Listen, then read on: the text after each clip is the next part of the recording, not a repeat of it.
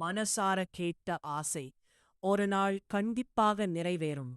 ஆனா எப்படி கேட்டால் அது நிச்சயம் நடக்கும்? இந்த மாதிரி வேண்டுனா மட்டும் முருகன் மறுக்க மாட்டார். நாம் எல்லாரும் முருகனனை நினைத்து ஏதாவது ஒரு ஆசையை கேட்டிருக்கிறோம். சில ஆசைகள் நிறைவேறுகிறது, சில ஆசைகள் நிறைவேறாமல் போகிறது. ஏன் இப்படிச் நடக்கிறது தெரியுமா? முருகன் நம்ம ஆசையை மட்டும் பார்க்க மாட்டார், அதை கேட்கும் நம்ம மனதைதான் பார்க்கிறார். நீங்கள் ஒரு ஆசையை கேட்கும்போது அது உண்மையாக உள்ளத்திலிருந்து வரணும். பலர் என்ன பண்ணுறாங்கன்னா, ஒரு ஆசையை கேட்டுவிட்டு அடுத்த நிமிஷமே சந்தேகம் கொள்கிறார்கள். இது நடக்குமா? முருகன் கேட்பாரா?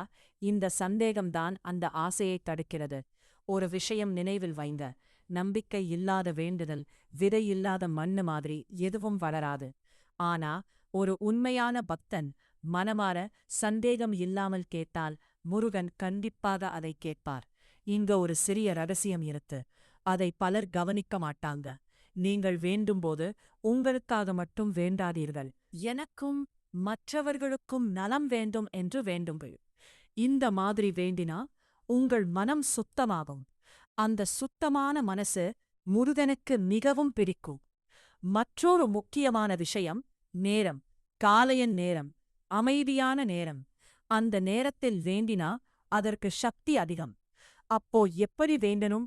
கண்களை மூடி மனதை அமைதியாக வைத்து மெதுவாக சொல்லுங்கள், ஓம் சரவணபவா. இந்த மந்திரம் முருகனை அடையும் ஒரு சக்தி வாய்ந்த வழி. அதை மனதார சொன்னால் உங்கள் உள்ளம் அமைதியாகும். அமைதியான மனதில் கேட்ட ஆசை விரைவாக நிறைவேறும்.